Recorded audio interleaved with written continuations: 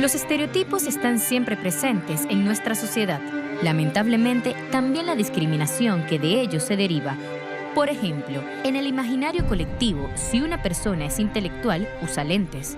O si es un genio científico, jamás tendrá un aspecto desaliñado y en cambio usará una bata o guardapolvo. Por su parte, los asiáticos seguramente son grandes acróbatas o artistas marciales. Los latinoamericanos son pandilleros violentos u holgazanes y desleales.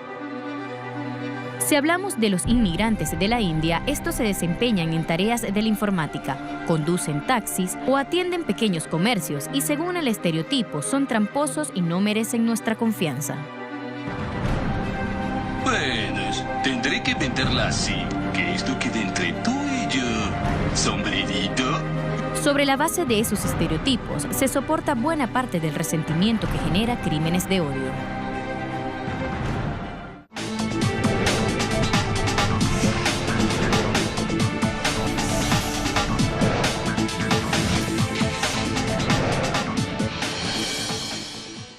Comienza 2019 y Donald Trump, el presidente de Estados Unidos, ya ha lanzado su primer mensaje contra la migración. Dice que va a crear un muro de acero, sí, de acero, que va a costar millones de euros, más de 5.700 millones de euros para detener lo que considera una crisis fronteriza en cuanto a la migración. Además, también ha hablado de que este muro será el único remedio para detener esta crisis migratoria que para Donald Trump trae problemas para los y las estadounidenses, creando un discurso del miedo y en el que pretende utilizar a las personas migrantes como chivos expiatorios en esta frontera. La agresión contra una persona a su propiedad motivado por un prejuicio contra su raza, nacionalidad, etnia, orientación sexual, género o religión es considerado un crimen de odio. Crisis políticas, económicas y sociales dan pie a una gran movilización de personas que se desplazan de sus hogares hacia nuevos destinos, buscando una nueva vida, refugio, dignidad y protección. Pero, a veces, quienes llegan desde lejos procurando un futuro mejor encuentran en la población de algunas naciones receptoras miedo, rechazo e inseguridad que se derivan de estereotipos enraizados desde la mediática, campañas políticas que utilizan a los migrantes como chivos expiatorios para justificar las crisis y rancios pensamientos racistas de supuesta superioridad. En ocasiones, los nacionales temen perder sus puestos de trabajo, sus beneficios sociales y sus espacios en manos de lo que los medios y los políticos llaman invasión u horda, y ese miedo se transforma en irrespeto, acoso y abuso. Sí, la xenofobia es un proceso sociocultural inducido, o sea, es transmitido culturalmente, eso no viene de nacimiento. Nuestros pueblos han sido cargados de esa dinámica xenófoba con el propósito de seguir dividiéndonos y no amparar o no cultivar, no proteger la diversidad como un proceso elemental de la vida humana. ¡Cierran las fronteras! ¡Ya no más venezolanos, compañeros! Algunos venezolanos en el extranjero padecen por los constantes maltratos y discriminación en países de acogida. Los pobladores perciben en ellos una amenaza que les quitará sus empleos, alimentos y recursos. Hay un bombardeo permanente por todos los medios, en todo momento y en todo lugar, que genera ese rechazo, que genera la visión de que el venezolano viene a quitar algo. Tuve varias experiencias buscando trabajo donde me decían, bueno, tú eres venezolano y de verdad no te vamos a dar trabajo porque eres venezolano y no te va a dar trabajo, en serio. Eso fue en una ferretería. Trabajando con una empresa de seguridad, la mayoría eran ecuatorianos y de verdad uno decía buenos días y no te contestaban, te veían feo, inclusive uno pedía permiso para ir al baño y ya te estaban colocando el ojo, que por qué hacía esto y lo demás no. Una situación similar a la de los venezolanos le ocurre a los nicaragüenses, rechazados por sus vecinos de Costa Rica, donde a través de manifestaciones callejeras y declaraciones a la prensa hay quienes exigen al gobierno el cierre de sus fronteras para impedirles el paso. Nosotros estamos en contra de que vengan a delinquir. Ya nosotros tenemos suficientes criminales y nos hacemos cargo de ellos como para que vengan otros y hacernos cargo de los de otros países. Responsablemente está permitiendo entrar gente cuando tenemos una tasa de desempleo de un 10,5%.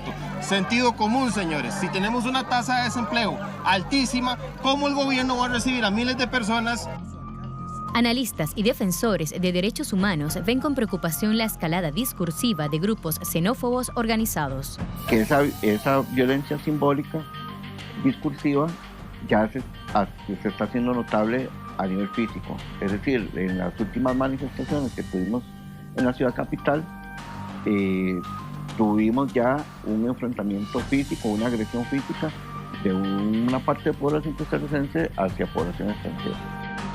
El discurso de odio es una de las formas de expresión que propagan, incitan, promueven o justifican la discriminación racial, la xenofobia, la islamofobia y cualquier otra forma de odio fundado en la intolerancia.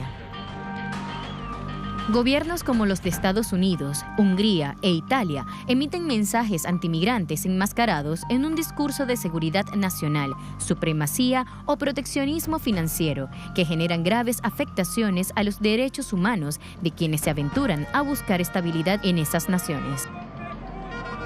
Por ejemplo, a través de su cuenta en Twitter, Donald Trump señala a los migrantes como invasores. No podemos permitir que todas estas personas invadan nuestro país. Cuando alguien entra, debemos inmediatamente, sin jueces o casos judiciales, traerlos de vuelta de donde vinieron. Nuestro sistema es una burla a la buena política de inmigración y ley y orden. La mayoría de los niños vienen sin padres.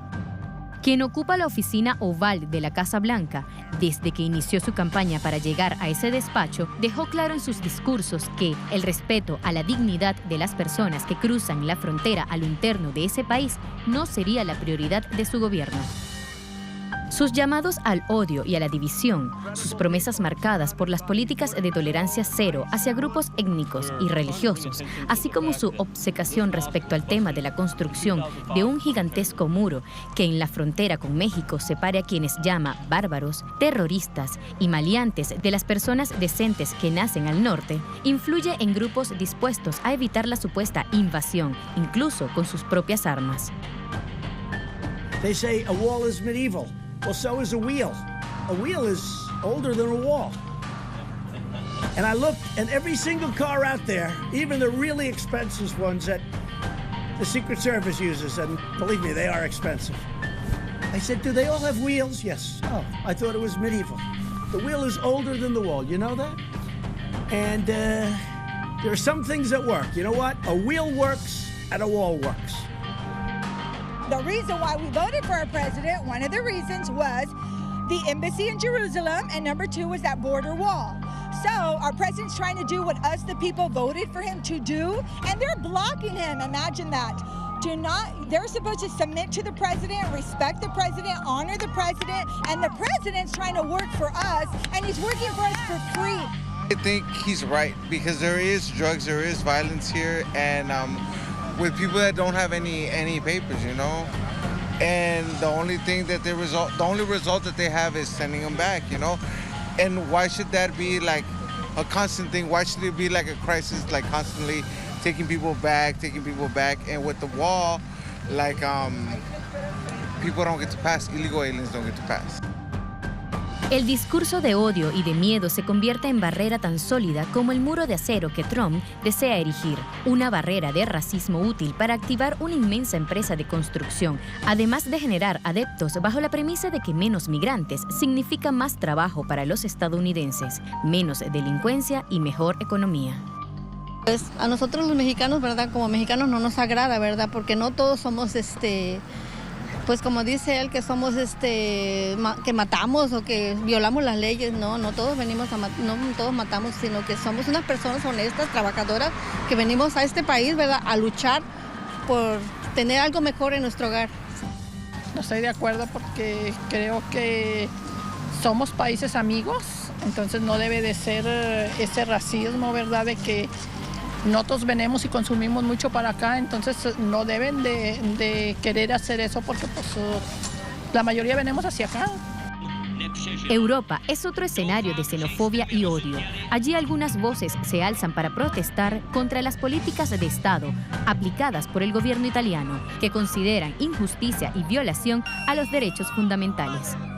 Basta, basta razzismo! Basta, basta razzismo! Basta, basta razzismo! Basta, basta razzismo! Queste ultime scelte legislative dell'Italia vogliono fare più discriminazione, creano più disagio, creano più difficoltà, quando invece pensiamo che possiamo condividere questa nostra esistenza con tutti coloro che condividono con noi un progetto di vita migliore, un progetto di vita migliore per questo mondo, che siano di qualsiasi colore, di qualsiasi provenienza. Non siamo qui per una passeggiata, siamo qui perché abbiamo questa rabbia dentro di noi. La rabbia che abbiamo dentro di noi è la rabbia della giustizia sociale. Abbiamo sete della giustizia sociale. Per questo motivo noi siamo qui oggi a Roma, per dire no a tutte queste politiche di razzismo.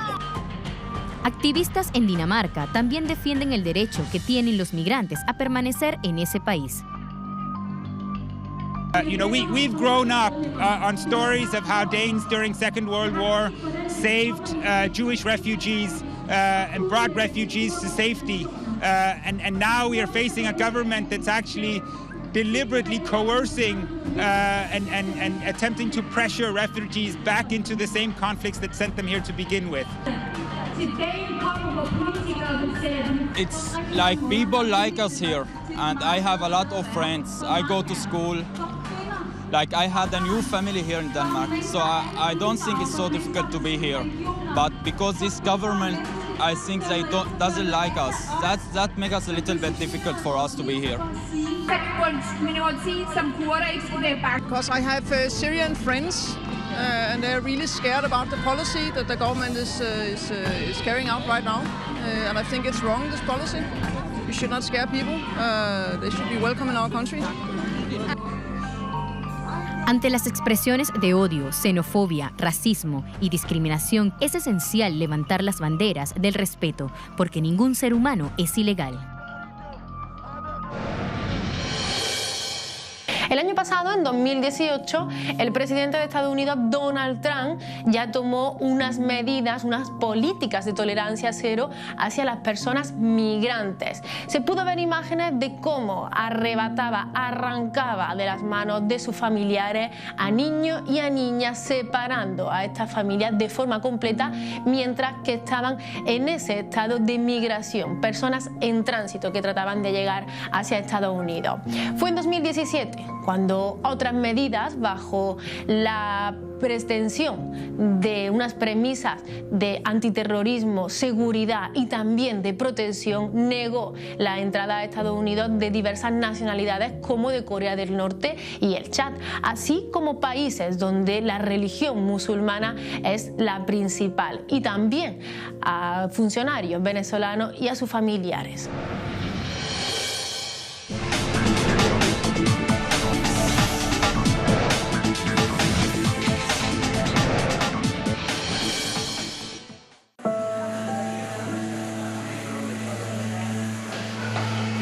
El racismo es discriminación, persecución, estigmatización y en muchos casos es violencia, conflicto y agresión contra personas o grupos étnicos. Simón vino a España para refugiarse y sufrió una agresión de varios jóvenes en la que le causó serias heridas. Mi nombre es Simón, soy colombiana, vine a España para pedir protección. Por problemas en mi país, problemas políticos y de violencia, y me he sentido segura en este país hasta el día jueves, que en la noche venía del cine hacia mi casa y he encontrado en una banca, en un parque, a 3 jóvenes, 2 hombres y una chica. Me han preguntado la hora, les he dicho que faltan 5 para las 8 y de pronto lo que siento es, dando 3, 4 pasos máximo, es un fuerte golpe en mi espalda que me hace perder el equilibrio, y ya llegando ahí en el suelo escucho la voz de uno de los chicos que me dice: inmigrante de mierda, y estando en el suelo, así aturdida por el golpe, escucho la voz de la chica que dice algo así como me cago en los muertos, ¿sí? Pues sentí el olor a tierra, me sentí aturdida por el golpe, empecé a sentir caliente que me salía de la nariz y sabía ya al verme y tocarme que era la sangre. No me podía incorporar porque realmente las piernas no me daban, era como si fueran de goma. Trataba de pararme y no podía, temblaba, tuve que gatear hacia el borde que ya estaba el pasto. Ahí me cogí de una piedra grande que hay, como pude me levanté y estuve allí un buen rato porque no podía reaccionar. La verdad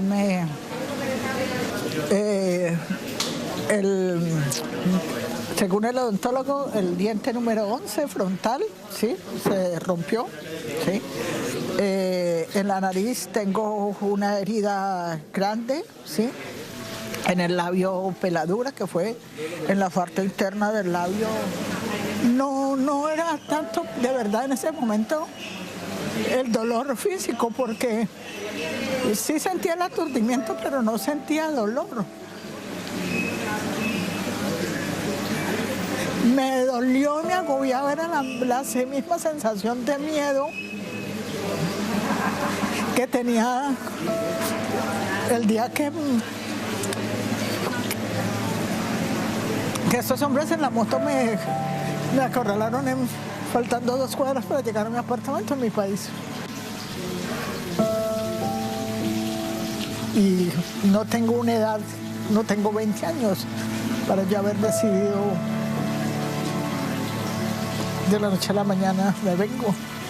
Me vine por la misma razón que sentí ese jueves, por miedo.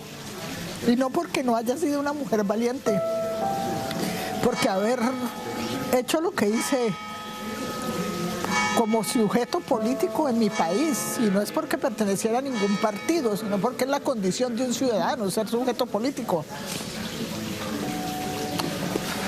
Pero cuando tú piensas que te pueden dejar tirada, acribillada en una calle, sí, que tu vida tuvo precio. Cuando tú te das cuenta que tu vida tuvo precio, tú entonces haces de una poesía como la de Antonio Machado. Vinieron por el carpintero, pero como yo no era carpintero, vinieron por el cerrajero, pero como yo no era cerrajero, vinieron por el panadero, pero como yo no era panadero, pero cuando ya vienen por ti, ¿sí? Y tú sientes eso, tú te das cuenta de que realmente está tan mal la cosa, ¿sí? En ese país donde tú estás, que sí, lo que hice valió la pena, ¿sí? Pero tú también tienes una cuestión que es inherente al ser humano, que es la supervivencia.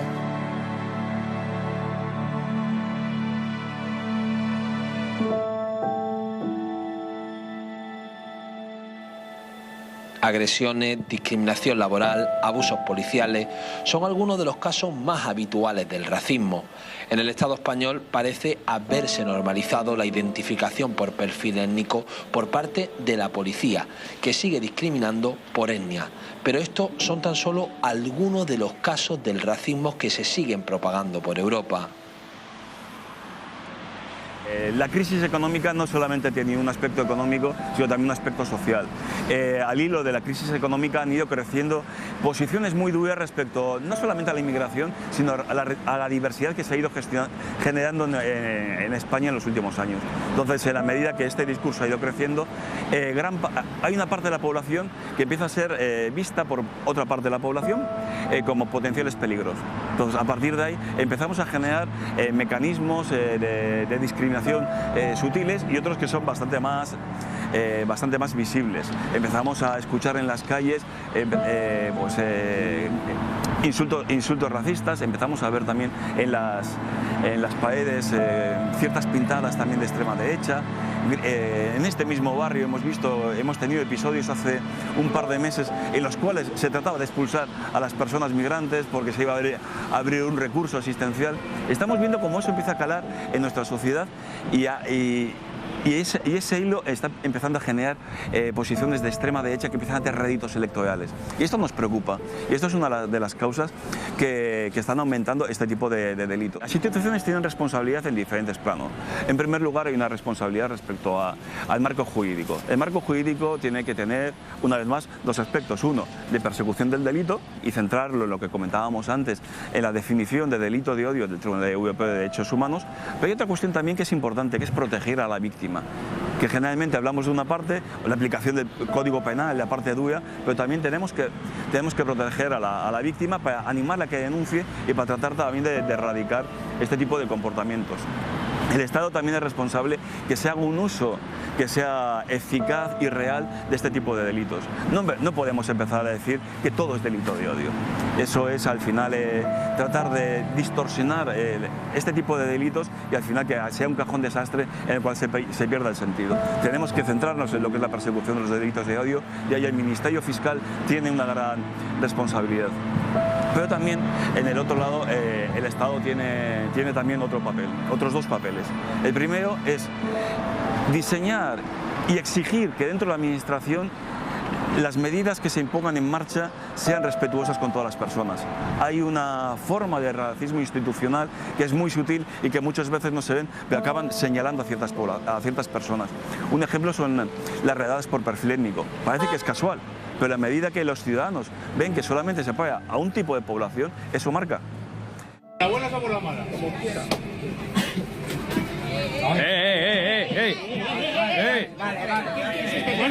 ¿Qué pasa con no le des,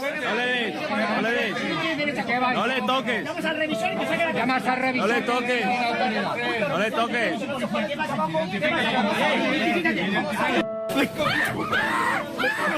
Niño. ¡Joder, hasta que me dijo! No voy a ningún sitio.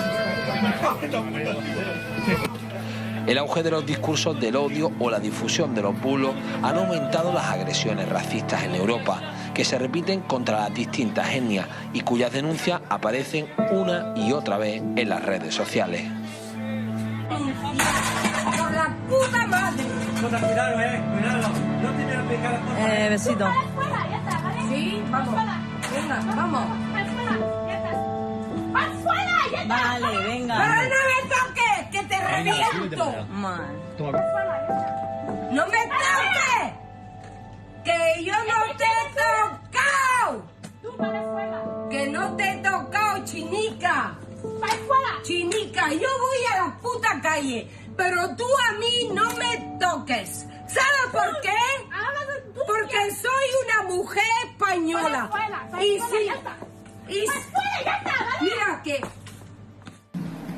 Eso es mentalista antiguo, ahora no es igual.